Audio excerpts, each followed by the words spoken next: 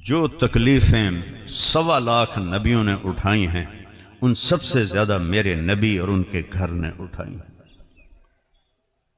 آپ حضرت ام سلمہ سے فرمایا، آپ کی بیگم ام سلمہ، ایک فرشتہ مجھ سے ملنے آ رہا ہے، تو دروازے پہ کھڑی ہو جاؤ، کوئی اندر نہ آئے۔ وہ کھڑی ہو گئے۔ اتنے میں امام حسین علیہ السلام کھیلتے ہوئے آئے، اندر جانے لگے۔ حضرت ام سلمہ نے ہاتھ پکڑ لیا، وہ رونے لگے تو انہوں نے ہاتھ چھوڑ دیا۔ وہ اندر گئے، تھوڑی دیر کے بعد اندر سے زور زور سے رونے کی آواز ہے، زور زور سے رونے کی آواز ہے۔ تو حضرت ام سلمہ رہ نہ سکی، بھاگ کے اندر گئیں تو کیا دیکھا؟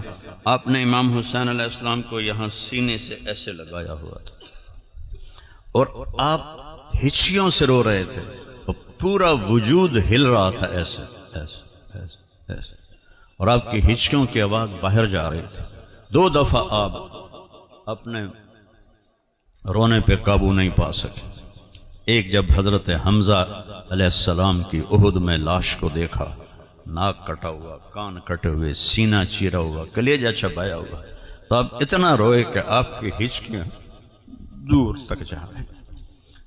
کسی کی موت کے لیے جبریل نہیں آیا، جبریل آیا، یا رسول اللہ، اللہ فرما رہے ہیں آپ روئیں نہیں، ہم نے عرش کے اوپر لکھا دیا ہے حمزہ اسد اللہ و اسد رسولہ، حمزہ اللہ اور اس کے رسول کا شعر۔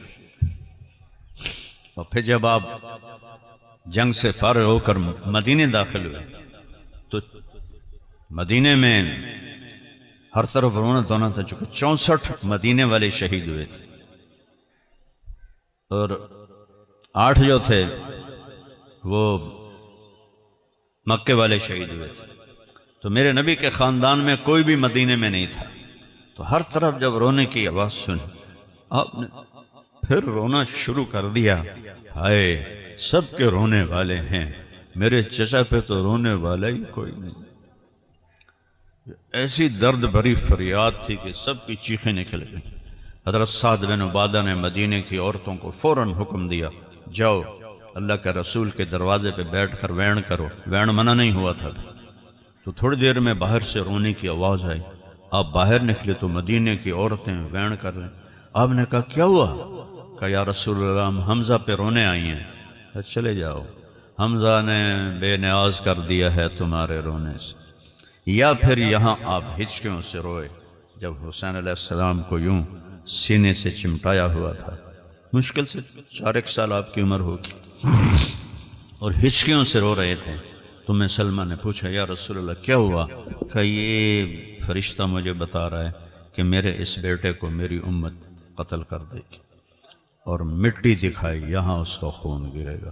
حضرت ام سلمہ نے وہ مٹی لے لی آپ سے اور پوٹلی میں باندھی۔ 61 ہجری جمعہ کی عصر حضرت ام سلمہ سوئی ہوئی ہیں اور خواب میں اللہ کے نبی آئے، سر پہ پگڑی نہیں ہے، کھلے بال، مٹی پڑی ہوئی، داڑھی میں مٹی۔ یا رسول اللہ خیریت کیا ہوا؟ کہا حسین کو شہید ہوتے دیکھ کے آ رہا۔ تو ایک دم ان کی آنکھ کھلی تو انہوں نے وہ پوٹلی کھولی تو وہ مٹی ساری خون بن چکی تھی۔